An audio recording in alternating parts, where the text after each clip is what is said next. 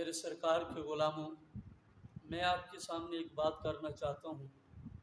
حضرت علی المرتضیٰ شیر خدا رضی اللہ تعالی عنہ آپ فرماتے ہیں مصطفیٰ کی بارگاہ میں ایک شخص آتا ہے، ایک آدمی آتا ہے، انہوں نے سوال کیا ہے اللہ کے نبی یہ بتائیے جو نماز تراویح ادا کرتا ہے اس کی فضیلت بتائیے، پہلا دن نماز تراویح پڑھتا ہے اس کی کیا فضیلت ہے؟ میرے مصطفیٰ کریم فرماتی ہیں جب آدمی اس نیت سے آتا ہے بھی اللہ میرے گناہ معاف فرما دے گا، دنیا کا دکھاوا سمجھ کے نہیں آتا، میرے سرکار فرماتی ہیں جب پہلی رات نماز تراویح ادا کرتا ہے 20 تراویحاں پڑھتا ہے تو اللہ تعالیٰ اس کے سارے گناہ معاف فرما دیتا ہے، سارے گناہ معاف کیے جاتے ہیں۔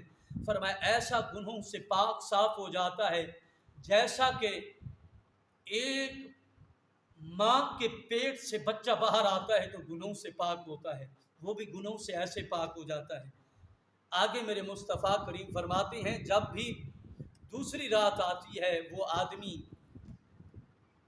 میرا غلام میرا کلمہ پڑھنے والا جب دوسری رات آتی ہے نماز تراویح ادا کرتا ہے اللہ تعالیٰ اس کے باپ کے گناہوں کی بخشش فرما دیتا ہے۔ سبحان اللہ۔ فرمایا جب تیسری رات آتی ہے اللہ کا نورانی فرشتہ ہے وہ ان کے لیے بخشش کی دعا کرتا ہے جو نماز تراویح ادا کرتا ہے۔ میرے مصطفیٰ کریم فرماتے ہیں جب بھی چوتھی رات آتی ہے اسے اتنا ثواب ملتا ہے تورات، انجیل، زبور، قرآن مجید پڑھنے کا اللہ اسے ثواب عطا فرماتا ہے۔ بھئی اتنا اللہ ثواب عطا فرما رہا ہے۔ نماز تراویح پڑھنے والا جو آدمی نماز تراویح آ کر پڑھتا ہے تو اللہ اس کو اتنا ثواب عطا فرماتا ہے۔ میرے مصطفیٰ کے غلاموں پھر آگے فرمایا جاتا ہے اور جس نے پھر نماز تراویح اور پڑھی ہے گویا کہ وہ سمجھ لے میں مسجد حرام، مسجد اقصی، مسجد نبوی کے اندر نماز ادا کر رہا ہوں، اتنا اللہ اسے ثواب عطا فرمائے گا۔ شرط اول یہ ہے اسے یہ ثواب ملے گا جس کے سینے میں، جس کے دل میں میرے مصطفیٰ کا پیار ہوگا، جس کے دلوں میں میرے آمنہ کے لال کا پیار ہوگا۔ سمجھ لو جس کے دل میں پیار ہے، ادب مصطفیٰ ہے، تو یاد رکھنا رمضان اسے فائدہ دے گا، وہ پھر یہ برکت میں شامل ہو جائے گا، اس رمضان کے مہینے کو پالے گا۔ جس کے دلوں میں میرے مصطفیٰ کا پیار نہیں ہے میں کہنا چاہتا ہوں وہ ساری رات کھڑا ہو جائے، وہ نماز تہجد بھی پڑھے، اگر گستاخ رسول ہے، ادب مصطفیٰ نہیں ہے تو یہ سمجھ لینا ان کی تہجد بھی قبول نہیں ہے۔ میرے مصطفیٰ کے غلاموں نماز تہجد بھی اس کی قبول ہوگی جو میرے مصطفیٰ سے محبت کرنے والا ہے، میرے آقا سے پیار کرنے والا ہے۔ حدیث پاک بھی یہی آتی ہے، حدیث پاک یہ مشکات کی حدیث پاک ہے۔ میرے مصطفیٰ کریم فرماتے ہیں صحابہ اتنا دیر بندہ مومن نہیں ہو سکتا اگر اس کی بیٹی ہے، بیٹا ہے، اس کی ماں ہے، باپ ہے، سب اہل علاقہ سے پیار محبت جب تک میں محمد سے زیادہ نہیں ہے تو مومن نہیں ہے وہ آدمی۔ یعنی پتہ چلا ہے ماں باپ ہے، بیٹی ہے، بیٹا ہے، گھر والی ہے، گھر والے ہیں، اہل علاقہ ہے، پوری دنیا سے محبت ہم محمد مصطفیٰ سے کریں گے تو پھر مومن ہوں گے۔ جب ہمارے سینے میں دلوں میں عشق مصطفیٰ ہوگا تو پھر ہماری تہجد، پھر ہمارا روزہ قبول ہوگا۔ اور انسان سب کچھ ہمیں مصطفیٰ کی صدقہ ملا ہے تو یار تم کیوں غافل بنتے ہو؟ تم کیوں مصطفیٰ سے بغض رکھتے ہو؟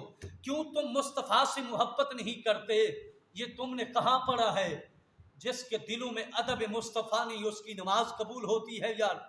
جس نماز کے اندر مصطفیٰ پہ درود پڑھتے ہیں اگر اس مصطفیٰ سے ہم محبت نہیں کریں گے تو کیسے پھر ہماری نماز قبول ہوگی؟ نماز قبول ہوتی بھی تب ہے جب عشق مصطفیٰ پہلے آتا ہے۔ اگر ہم محبت سے پوچھتے ہیں بتا تیرا ایمان کیا ہے، تیرا ایمان کیا ہے، تیری روح کیا ہے، تو محبت نے یہی کہا عشق مصطفیٰ ہے۔ تو پھر ہم جب سوال کرتے ہیں عشق مصطفیٰ آپ بتائیے، आपकी रूह और आपका ग़िज़ा, आपकी मोहब्बत क्या है, ईमान क्या है, रूह क्या है। तो यही सवाल होता है। अगर मेरी रूह पूछना चाहते हो, ईमान पूछना चाहते हो, वो नमाज है। फिर नमाज की बात आई है, पहले इश्क मुस्तफ़ा की बात आई है।